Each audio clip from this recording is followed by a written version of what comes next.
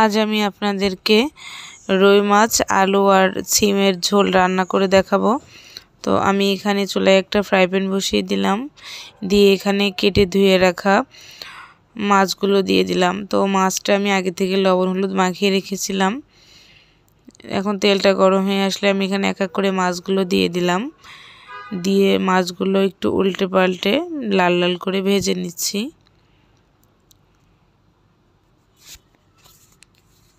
তো আমার মাছগুলো ভাজা হয়ে গিয়েছে, আপনারা দেখেই বুঝতে পারছেন।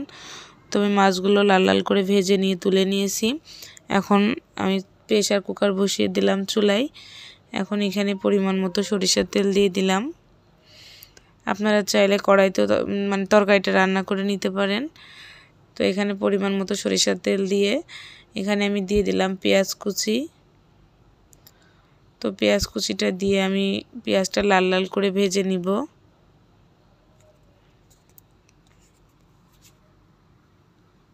তো আমার পেঁয়াজটা লাল লাল করে ভাজা হয়ে গিয়েছে। এখন এখানে আগের থেকে আমি সিমটা খুব ভালো করে কেটে বেছে ধুয়ে রেখেছিলাম। তো এখানে আমি একটা আলু দিয়ে দিয়েছি, দিয়ে এখন পেঁয়াজের উপর দিয়ে দিলাম সিমটা, দিয়ে এখানে আমি স্বাদ মতো লবণ হলুদের গুঁড়া দিয়ে দিলাম, দিয়ে সব কিছু খুব ভালোভাবে নাড়াচাড়া করে নিচ্ছি। তো এখানে আমি কিছু মশলা দিয়ে দিলাম। তো প্রথমে আমি দিয়ে দিলাম একটু সামান্য সরিষা বাটা, কয়েকটা কাঁচামরিচ চেরা, দিয়ে সব কিছু খুব ভালোভাবে মিশিয়ে নিলাম। এখানে আমি একটু রসুন বাটা আর একটু জিরা বাটা দিয়ে দিলাম, দিয়ে সবজিটা খুব ভালোভাবে কষিয়ে নিয়েছি। এখন সামান্য একটু পানি দিয়ে প্রেসার কুকারে ঢাকনাটা দিয়ে ঢেকে দিলাম, দিয়ে এখানে আমি 2টা সিটি দিয়ে নিয়েছি। এখন সিটিটা দেওয়া হয়ে গেলে সাথে সাথে খুলে নিতে হবে, তা না হলে সবজিটা ভিতরে থাকলে খেতে ভালো লাগবে না।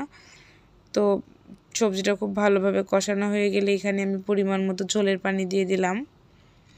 তো ঝোলের পানিটা ফুটে আসলে এখানে আমি ভেজে রাখা মাছগুলো এক এক করে দিয়ে দিচ্ছি। তো মাছগুলো দিয়ে একটু হালকা নাড়াচাড়া করে নিলাম।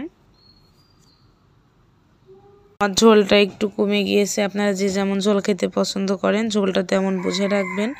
তো সবশেষে একটু জিরার গুঁড়া দিয়ে নামিয়ে নিলাম। তো আমি একটা বাটিতে ঢেলে নিয়েছি। তরকারির কালারটা কেমন হয়েছে দেখেই বুঝতে পারছেন। আর এভাবে টাটকা মাছ আর টাটকা ফ্রেশ শিম রান্নাটা কেমন লাগলো আপনাদের কাছে?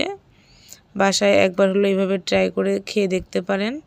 আর আমার এই রেসিপিটা যদি ভালো লেগে থাকে অবশ্যই লাইক কমেন্ট শেয়ার করবেন। ধন্যবাদ সবাইকে। আজ আমি আপনাদেরকে রুই মাছ আলু আর সিমের ঝোল রান্না করে দেখাবো।